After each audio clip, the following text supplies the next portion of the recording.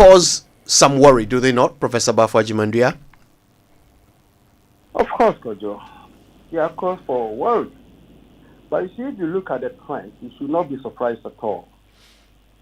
In the early 2000s, when we moved Rawlings regime, satisfaction. Remember, the Afrobarometer. Hello? Yes, The we're here. Afrobarometer of 2004 placed the satisfaction with democracy as high as 86%, at 87%. And that was true in many other African countries. In fact, in 2005, Gallup Poll, as you know, Gallup Poll did a global-wide survey on democracy. And worldwide, support for democracy was around 78. In Ghana, in Africa generally, it was like 8 out of 10. Nearly 9 out of 10 supported democracy. It's only because previously, that is previous to the 2005 poll, many African countries have transitioned from long years of military rule to constitutional rule. So the euphoria for democracy was still alive. Now, when you go back, we go forward with the subsequent Afrobarometer. As you rightly pointed out, by 2012, it was just about 74%. But 10 years later or more, we are now hovering around 51%. And the Afrobarometer found similar trends on the continent. Yeah. So on the whole, democracy seems to be not impressing the citizens. Perhaps all because the performance of these democratic governments have not been satisfactory for their citizens. So what I'm saying, generally, is that it's a worldwide trend. But as we speak, American scholars, political scientists are all doubting the survival of democracy in America, of all places. But let's focus on Ghana. I think certainly there is something fundamentally wrong with our practice of democracy and the human agency that is supposed to operationalize the practice seems to have been failing the people. So first we are looking at the performance of leaderships or political parties generally. And of course, the challenges that comes along with the kind of democratic practice that we have imposed on ourselves. Now, Dr. Perby, the trends are quite clear. If you look at, how people perceived our democracy in 2012, it was all quite upbeat and buoyant. But after that election, the 2012 election, it seems the numbers just have not been able to maintain their buoyancy. And of course, we all know what happened in the 2012 election. There was an election petition. Now, I link this to another statistic here because the Afrobarometer asked how many Ghanaians believe that the last national election, 2020, was free and fair. Only 64% believe that it was free and fair. So 36% don't. What role are our elections playing in the perception we have of how effective democracy is? That's a very good question.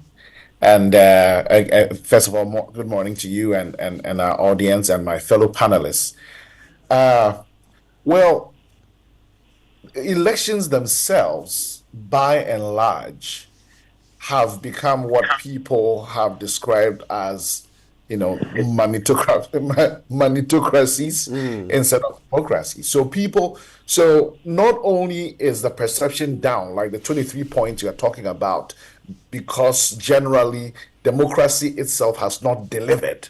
It has not delivered the goods. But the process itself has been fraught with challenges. So people, for example, don't believe we are getting the electoral process itself is giving us the people who have the heart and the competence and the care to drive the nation forward, because they know how the people got the votes. They know that the votes were bought, So right on from the onset, the process itself is flawed. And if you have a process fraught with issues, you know that the end result is not going to be satisfactory either. I think that by and large is the thing. Then, of course, there's also the perception that the numbers are somehow cooked. So if you look at the conversation going on, between the political parties and the EC right now, there's a lot of back and forth. Should we have these coalition centers? Should we have them at these various levels, or no? Let's remove this level. This is where I saw somebody responding to the NDC,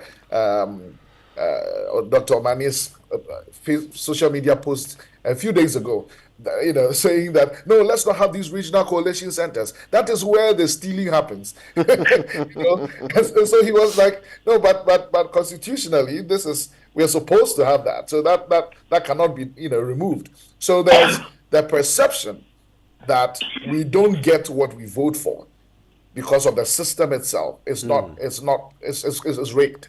But before then is the actual understanding that this thing is bought.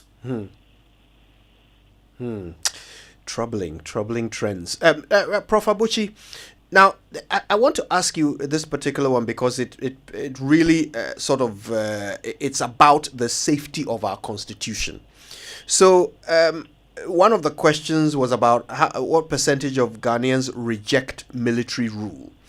Again, in 2012, that percentage was about 86%, completely rejected military rule, 86%. In 2022, only 67% rejected military rule. There was a further question about intervention of the military in politics. So, not military rule, but just, the military playing some role in politics. And the question was, armed forces should never intervene in politics. Only 55% of respondents agreed with that. Prof. Abuchi, is our constitution in jeopardy because of the perception that people have of our democracy? First of all, the constitution may be in some form of jeopardy. One, incentives for military rule appear to be present. So that is where the worry and the danger is. The idea that we may be in danger of military rule because the military may sense the opportunity, or rather the opportunism for intervening. But it's important for us to also remember that we have had a history of military rules that have gone nowhere. Military rule has always at best been palliatives to problems. They come with the expectation or sometimes the pretension to solve a problem, but they're never able to solve them. And the 4 episodes of military rule in the past testify to this. Secondly, what you mentioned about the people or some people yearning for some form of military rule in governance, not a full-blown military rule. There is no such thing. And the reality is the military have had the experience of just not being good at limited intervention. And I think in Ghana, for those who know about the experience with the union government, of course, it was rejected. But the fact that the reason why it was rejected was because the understanding was clear that the military is just not a part-time player. They are either fully in charge or they are out of it. And so I can understand the frustration, and it's important to put this in context. When we turned to civilian role in 1992, indeed 93, when the election was held and the new government installed, there was an expectation that the people will not have a say by way of representative democracy. The whole concept of representative democracy is that somebody represents another. And by reason of that, there's an agency relationship that is established. That agency relationship implies that the principal are the people of Ghana, and the agent is the government. What we have had is that the relationship and the link between the principal and the agent has been broken. And the reason it has been broken is because the principal tends to act in its own interest and sometimes at its own behest.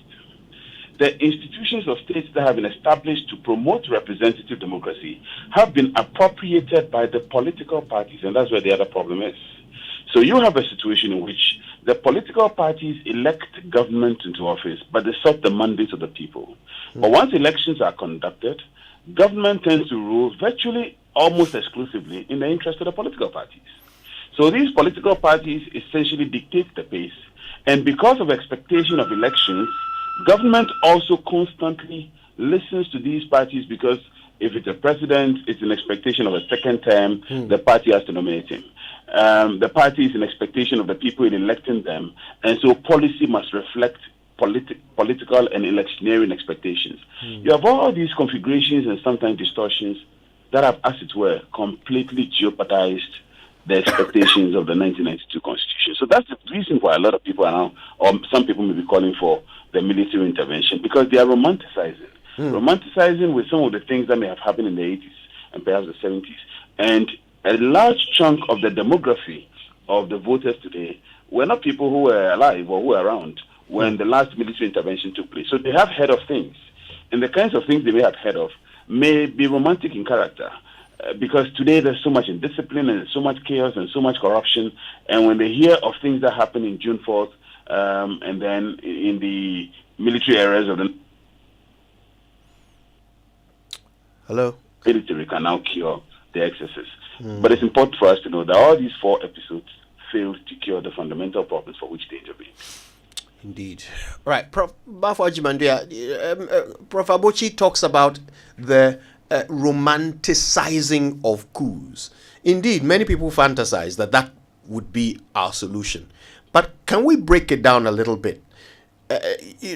If we are unhappy, if we feel underrepresented by our democratically elected leaders, how does a coup, which will then put in place military leaders, how does that increase our representation?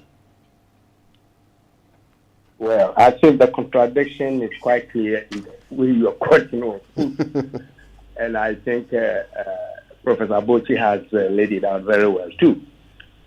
Look, frankly, I'll tell you, if you are talking about change of government, it will be by civilians. I don't believe ever that the Ghana Armed Forces, as I know it today, is interested in doing what they've done 4 times, all of which ended as nowhere. Look, if military rule could change this country, we had an opportunity for someone who ruled us for 11 years as a military dictator, and nothing changed. So this fascination or romanticizing about military quasi certainly is not the way to go.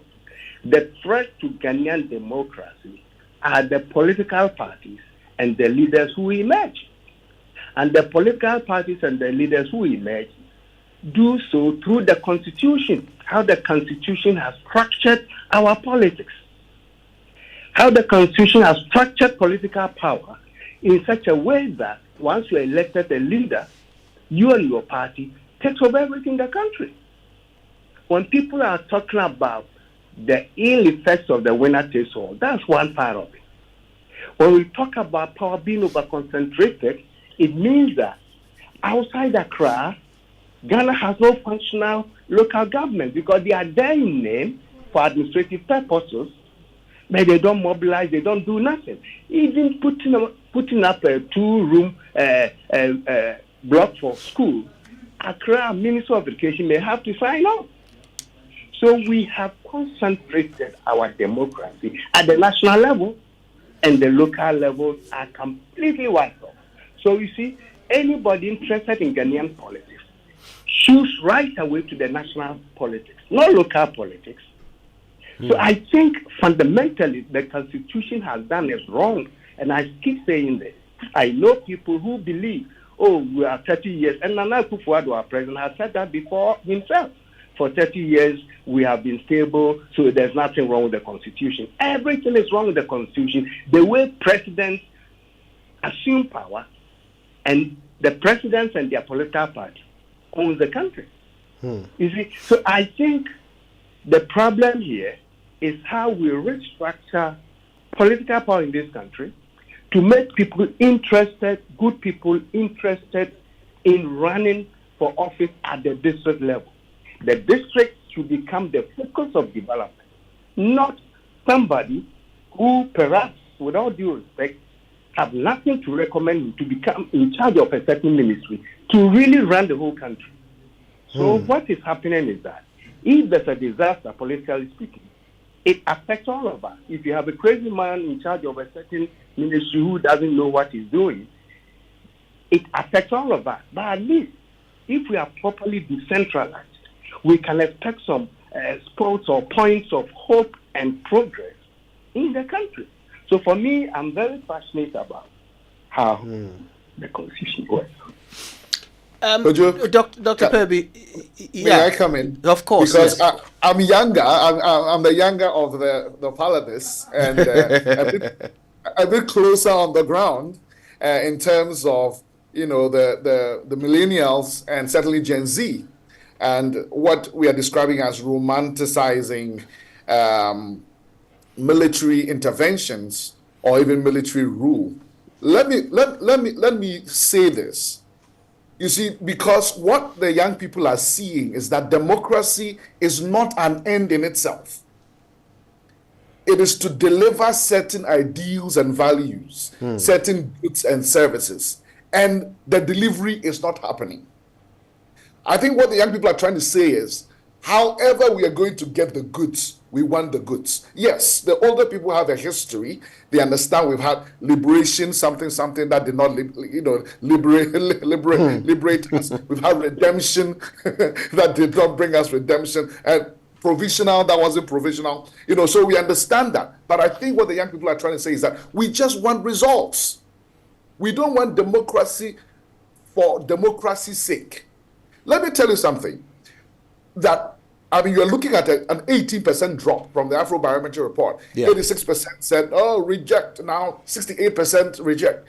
And that, for the first time in my life, Kojo, I have understood Jerry John Rawlings. Do I say I totally agree? No. But for the first time in my life, as I listen to young people and as I observe our democracy as we practiced it since 92, 93, it is not delivering. And the thing is this, the process to change, so let's say we see the NPP is not delivering. It's not let's say we say. The Afrobarometer report actually says 9 out of 10 people don't believe the country is moving in the right direction. Right. So obviously, it's not delivering. What is the solution? Go to the ballot box and bring in another party which we just rejected 4 years or 8 years ago. So if you look at it, it's like a catch-22. You're just playing, musical chairs, right? It's like playing musical chairs on the Titanic. It's going to sink anyway. I think you need to appreciate that that's where the young people are coming, because I've heard some of them on interviews. I talk to them. I work with emerging leaders, and they say that since I was born, all I've known is democracy, and yet education hasn't been better. This hasn't been better. We are hungrier now, blah, blah, blah, blah, blah. I think we need to appreciate where they're coming from before we tell them, well, we have tried it, it's not worked. Well, I mean, maybe that should be the way we conclude our conversation about how to get results from democracy. But before that, Prof. Bafo Agyeman-Duah is quite adamant that the problem is the Constitution. There are others who are of the view that, well, look, actually, it's the people that we choose as leaders, right? The parties, the people that we choose to lead the country. Because there are countries that don't even have constitutions, but they still manage to do the right thing. So how do we lay all of the blame for, issues of our leadership on the Constitution, on a document, when if we had the right people, they would have implemented the document in a way that helps Ghanaians? I want to start with Dr. Kirby on this before I move to Prof. Abuchi. I would like to hear all of you on this, actually. So, Dr. Kirby first. Well, I mean, I also agree that the Constitution is not fit for purpose. And I think that I need to establish that right away. In fact, there's a group of us that have been working on something we call the Ghana Compact.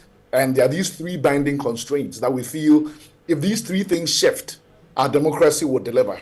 All right. One, the first thing we talk about is that 1992 Constitution is not entirely fit for purpose. Then we talk about the fact that we need a clear policy direction, program implementation, because the frequent transfer of power between the two major political parties has resulted in a lot of interruptions, setting back our economic transformation. And then the third thing we talk about is, this whole issue of historically running budget deficits, right, which again tend to balloon in years like this year, when there's an election cycle. All right, and so governments keep borrowing to plug that gap. Those three things, it's almost like a trinity. If that is dealt with, I believe our democracy will move forward. So I agree that the Constitution needs some tuning.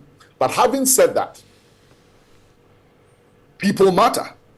And so it is not either or. It's not just the kind of people we are, but it's also how the system we create, the rules of the game that we bring about. So we need the law to help regulate what kind of people we get and how much power they have. Too much power is vested in the president, and so and in the central government, and so we get the situation we have right now. So we need laws to regulate even good people, because even good people can turn bad, right? So we certainly need a legal framework that will contain and will guide and will shape our political aspirations and democratic dispensation. It's not either or, it's both end. But I totally agree. Our Constitution, if we don't deal with it, we are going nowhere. Prof. Abuchi, I wonder what you think. Look, we are enjoined by law to protect the Constitution, defend the Constitution. That is really the essence of our citizenship. But at the same time, we want the very best Constitution that we can have. Is it the case that our Constitution today is just not good enough to give us good leaders? So I'll start by saying two things that you probably will not want to hear. And the first one is an admission of what you said, that the Constitution has flaws. No constitution in the world is perfect. Show me one constitution in the world that's perfect, and I'll show you a no constitution at all. Am I frustrated by the current scheme of things? Of course I am. But one needs to also be realistic about things. And the second point, which you would not like to hear, is that the current constitution cannot be fully changed. There are aspects of the constitution that makes it impossible to change it. For example, Article 3 of the constitution cannot be amended. And the constitution itself says that it cannot be overthrown, and any attempt to overthrow it will entitle anybody to start a rebel movement and to restore it for as long as it takes. The reality is that our current constitution is going to be there for some time. And even when it's overthrown, even if it's overthrown, the constitution justifies an insurrection to bring it back. So we need to find ways of working around the constitution. And I think it's imperative for us to understand the fact that the constitution having problems is not equivalent to the constitution not being manageable. The constitution has flaws, but it can be managed. And I will argue that the flaws in the constitution are way better than many other constitutions in different countries that are doing quite well. The notable one being America. Ghana's constitution is 10 times better than the American constitution, but see America and what it is, even though they are also beginning to reflect some of our problems in recent times. The reality, therefore, is what I mentioned earlier, the fact that the problem of the constitution is an issue of actors. Look, if you put a perfect constitution in the hands of bad people, the bad people will find ways of appropriating and corrupting the constitution, and over time interpreting the constitution in ways that affect that supports and as it were protects their rather bad behavior. So the point I'm making ultimately is that we need to rather focus on solutions that can work. One of the solutions is not total overthrow, because an overthrow of the constitution may result in an attempt to restore it in future. It is in there. It is under Article 3. That the constitution shall be restored any time it's overthrown and for as long as it takes. So an overthrow is almost not an issue. And as Professor Bafo also mentioned earlier in support of a point that I made earlier, the fact is our history testifies to a failure of military rule in Ghana. They will come with a promise to save, but the promise indeed is to save themselves. I can understand the frustration of younger people. The solution should, however, be a realistic solution. And I quickly will just dovetail into the fact that the constitution was supposed to be a welfare state, a welfare constitution. But Ghana has virtually destroyed all the safety nets for poor people, for people who generally will be struggling, for young people, for young school graduates. There are zero safety nets. It is part of the frustration and part of the reason why people are saying the welfare expectations of the Constitution are completely gone. Another problem of the Constitution, as you drive out of Accra, you see a gradual depletion of the state. In other words, the state is only present in the regional capitals. In many of the rural areas of Ghana, you barely see the presence of the state. For many people, there's a long divide and a big detachment of the ground from the state as you move further away from the regional capitals where the small resources of state are concentrated. And the bigger problem we have is predatory leadership. The fact that there's a perception that whenever elections are over, the new managers of states somehow see themselves as entitled to, as it were, satisfy the people who put them in power. And the people who put them in power immediately are party financiers. It is part of the reason why the conversation has been had over the years about campaign financing. Even though I don't think that from our cultural tendencies of doing things, I don't think that would even resolve anything. But it speaks to the fact that there are people who invest in our politics. And when the election is over, these people see themselves as time to reap the benefits of having sown in our political process. So we have all these distortions, and there are things we normally don't talk about, not to mention the issue of electoral comfort.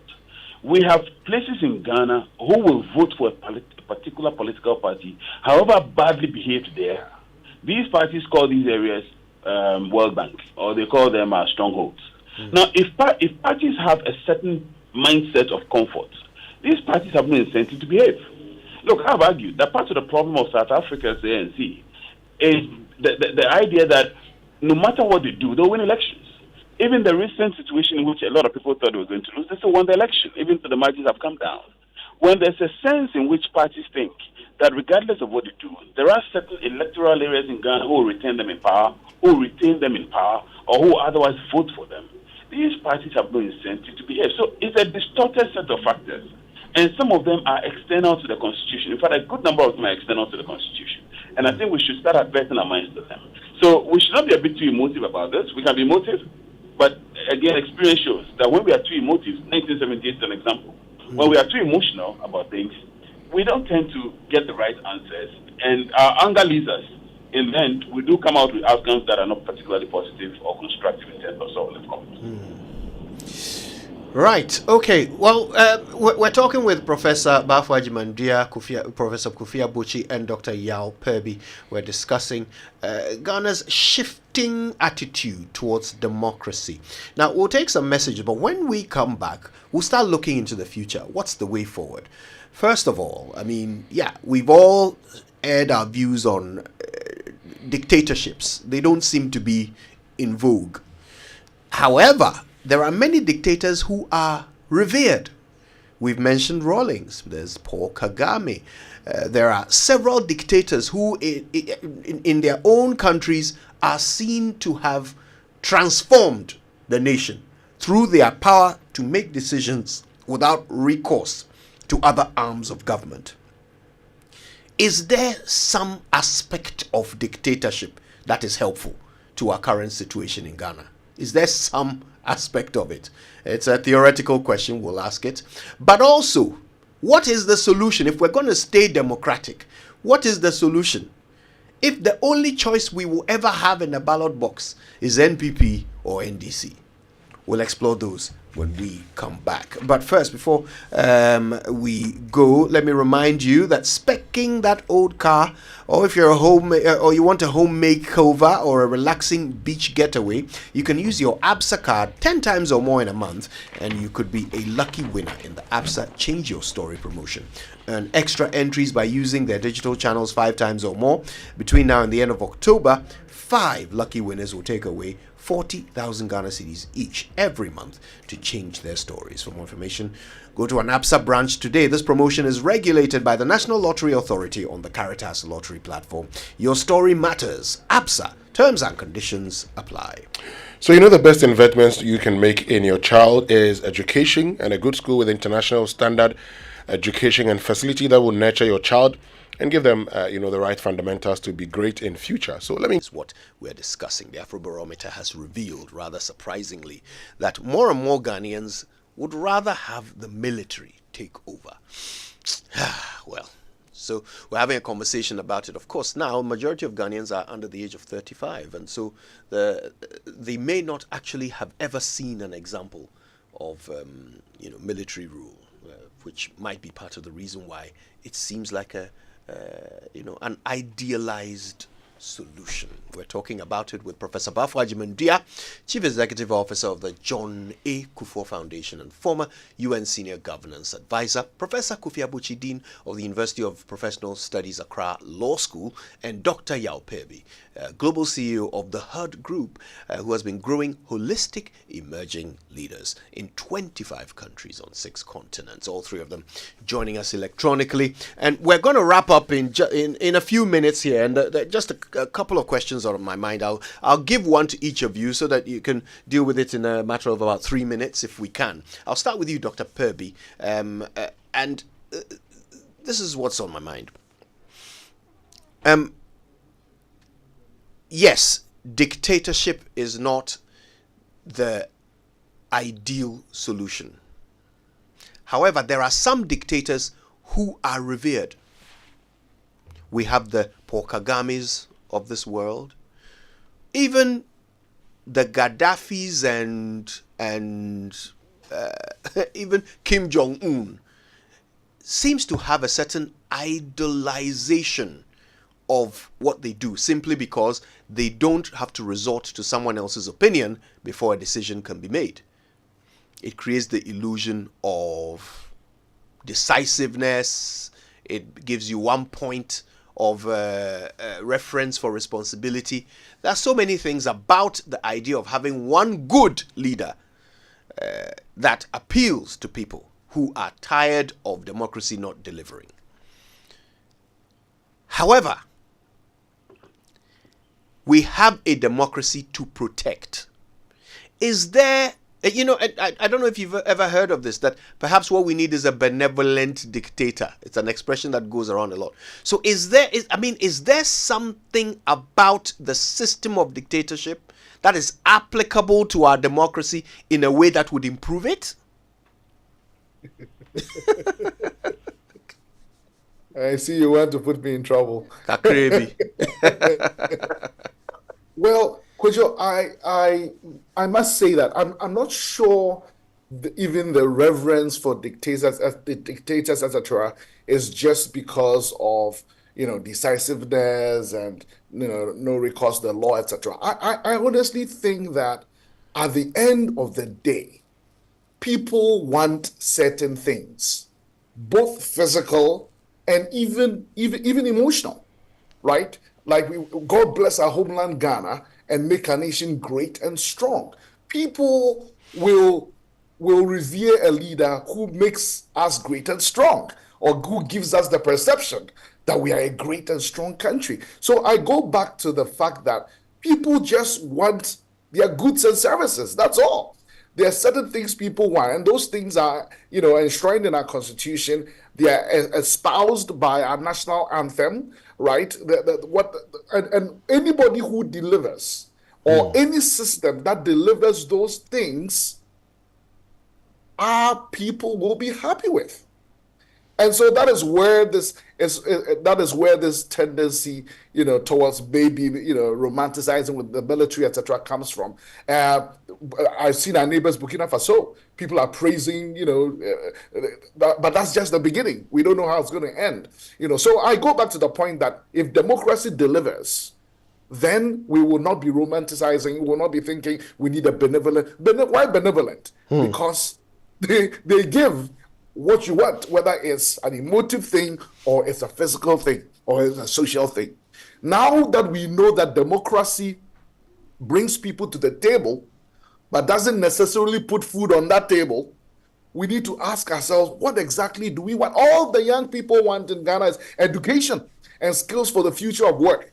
They want to be empowered as young people. They want a healthy and productive workforce. They want a private sector-driven transformation, that there's gender equality, that we are serious about climate change and adaptation and mitigation. These are basic things. Who will deliver this and what will deliver this? The young people are more or less saying, we don't care how it happens. We just want the results. And that's just the pragmatism of Ghanaian young people. I want to say, though, that we can't say something doesn't work, democracy in this instance, until we've worked it the way it must be worked. All right. So somebody comes to buy an umbrella from me and goes and it rains, it gets drenched, and comes back and says, this thing doesn't work. I say, oh, really? It's new. He says, what did you do with it when it was raining? He said, oh, I took it from my bag and I held it up. And I'm like, no. You've got to do this. You've got to unstrap it. You've got to press this button. It's got to unfurl. Oh, right. You can't say democracy doesn't work until you have worked it the way democracy must be worked. The question is, so maybe it's not democracy people are rejecting. It is something we think is democracy, but it's not. I mean, the phrase of Abraham Lincoln, right? Democracy is a government of the people, by the people, and for the people. Is that what we really have? Is it of the people if it's only for those who can buy people's votes? Is it by the people or for the family and friends of those who were able to buy the votes? Everybody's talking about state capture now in Ghana. And obviously, it's not for the people. Obviously, it's for the benefit of those who are in power. So maybe it's not democracy we are demonizing or, disillusioned by. I don't know what we will call it. So ultimately, as Africans, we need to do the hard homework of finding a type of democratic system that works for us. I mean, for example, we're coming from a chieftaincy, system, which is not entirely democratic. It has its democratic elements, all right, but it also has its, autocratic elements. Is there something we can get that is a hybrid, that is an amalgamation of the aspirations of the people, of the freedoms and rights of the people, and yet a certain strong kind of leadership that forges us forward. Even America doesn't practice the kind of democracy we are trying to do in Ghana. It doesn't matter what the popular vote is. At the end of the day, it's the electoral college that determines it. California will have more of a say, than Vermont. So we've got to do, nobody's going to do that for us. We've got to, from our history and from our experience and from other jurisdictions, really forge something that works for us. You're talking about Kigami. Well, everybody's praising Rwanda, but don't forget they just had elections. Is it really a democracy? It's up to you to determine. But whatever it is, it seems to be working for them. We keep making reference to that. We've got to find something that works for us. I'll say in conclusion, the bottom line is that Ghana needs leaders. You see, something John Maxwell says that I love. He says, anyone can steer the ship, but it takes a leader to chart the course. That is the bottom line problem. We have good managers. We have good talkers, but leadership charts the course. And if you want to see a difference between a manager and a leader, this is the test. Ask the person to change direction. A manager can never change direction. He can keep going what is going. But if you're going to change direction, you need a leader. And for now, it seems like we just need to pray that God bless us with those leaders and keep those of us who are building leaders, growing leaders, the way we know how. Keep doing it until a time comes when there's a critical mass of leadership, good, effectual leadership with the competence and the care and the character that will make Ghana great and strong as we sing in our national anthem. Right. Prof. Bafo Agyeman-Duah, I'm trying to look to the future to see where, what could be a solution here. But every time I think of the options available to us, it's always NPP, NDC. NPP, NDC. Those seem to be the only two viable options from where we can get leaders.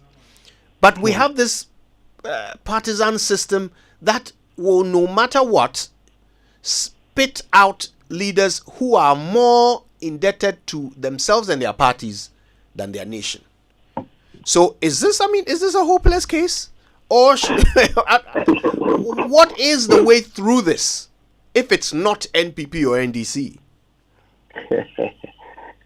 Well, Kojo, first of all, let me quick on the Constitution. I think my dear friend, Professor Bochi, made reference to the Constitution being overthrown or something like that. I think the idea of those in civil society is simply to call for reforms of the Constitution, because this Constitution is self-entrenching, so I can understand that. Now, to your point, you see, when they are true Democrats, and these issues are raised like you have done so beautifully, it's difficult to really respond. And I like the comments by the other panelist, Dr. Kirby. I really like it very much. He touched on so many good things. You see, the difficulty here, and he's right, people are looking for basic things that should be delivered by the political system of democracy. And let us remind ourselves that Winston Churchill said it right. Democracy is not the best form of government, except for all the other forms, which is also true. But then, if you look at countries that have recently advanced, materially speaking, there are countries where leaders were good, as Dr. Pedi said, but at the same time, rule for a certain period of time with a certain commitment to nation building. Here, I'm referring to places including Rwanda, where Kagame has been as leader for over 20 years, and going for more years. Certainly, if you go to the ground in Rwanda, I don't think you will regret that he's still in power. In Singapore, we all know that Lee Kuan Yew was there for 26, 28 years. And with that kind of leadership commitments and all, he was able to turn things around. So longevity has a role to play. But not just longevity combined with a committed leader, not selfish leader. You see, Malaysia is the same. Mahathir.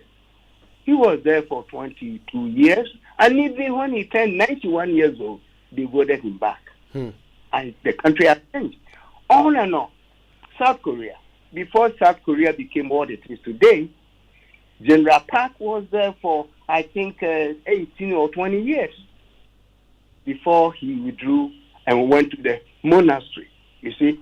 So if when you look at our system, and parties or leaders come for 4 years or 8 years and they go, and nothing is left behind, then you begin to wonder whether the system that we have is the solution to our problem. You see, and somebody said it wisely. Societies flounder when living generations, when they consume more than they produce and left behind less than they inherited. That's exactly what we are seeing in our country. We are consumers, not producers. And what we inherited, any government that can, they inherit something, and they go away with less left for us. So I think we have to think creatively, as Dr. Pedi was saying. And our system, what you have chosen, is not the only form of democracy. He said it right. The Constitution did not take into account the history, the culture, and the traditions embedded in society, and just left chieftaincy, created his own institution, National Health Authority, and left it with them. The traditional values that should be associated with leadership and governorship, they are missing in our current things. So I do agree with Dr. Pedi that it's important we begin to see how. So when we talk of constitutional reform, we are not talking about constitutional overthrow. We are thinking about bringing into play those critical elements that will ensure good and effective leadership, guided by certain values. And I think traditionally, we have those values in our country. I don't have to sit here to say how were ruled before the white man came and all that. Of course, they were not democratic in the context that we have today, but there are so many elements of that in our traditional system. Finally, Kojo, Yeah. for what I'm seeing now in our country, I have lost faith in this political duopoly operating the same system that we have constitutionally speaking.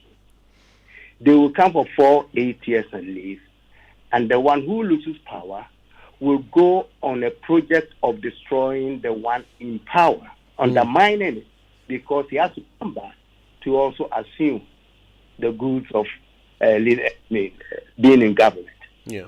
So if you look at what the South Africans have done, their political system, or the constitution, I should say, forces them to have a coalition where all parties, Malema, freedom fighters, the White Democratic Alliance, all of them are in it. Cabinet is shared among them. So Ramaphosa and ANC today, they are not the same as they were a year ago.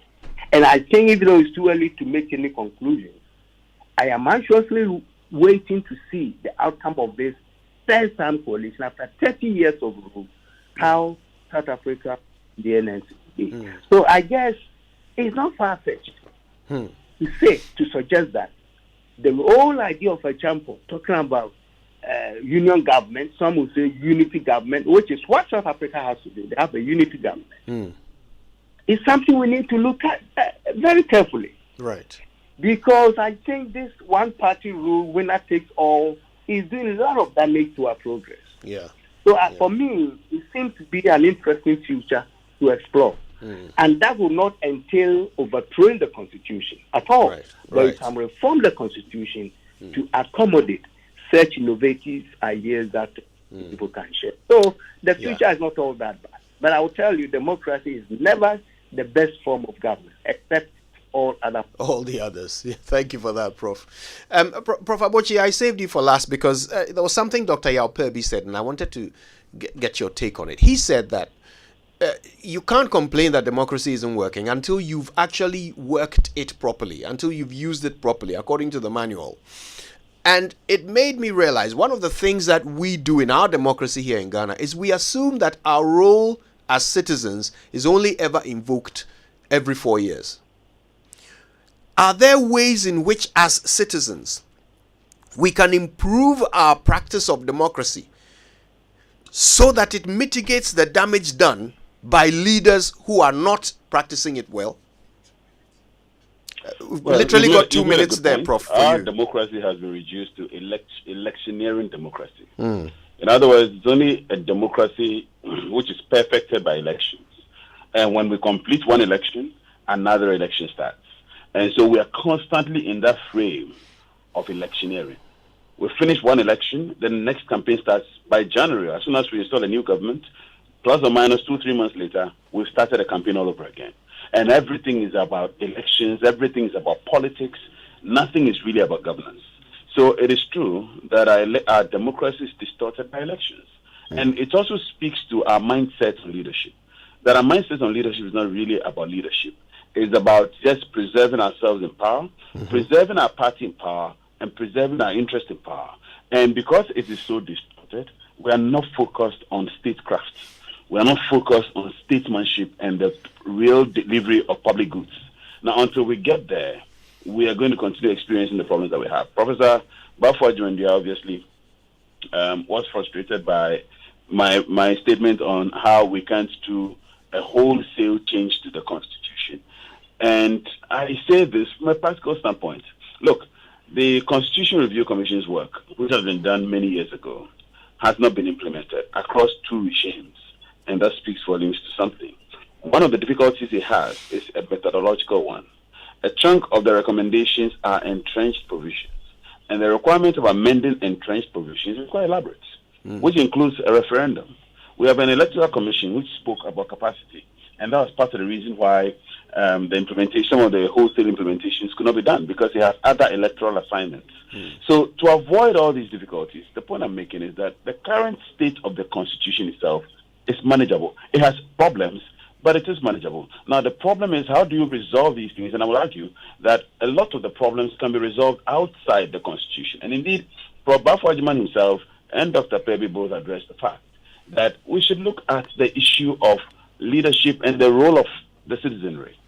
Unless and until we start demanding accountability outside the regular institutions, we're not going to achieve much results, because we have seen situations in which the regular institutions have gone in collusion with the broader government. And by reason of that, the regular institutions are approving things the generality of citizens reject. When you get to that point, then you have a clear cleavage. And that kind of cleavage is not productive for the system. So we have gotten to a point where, as a matter of functional movement forward, some things have to change in the Constitution, no doubt about that. There are a number of things in the Constitution that are not working, and that could work better.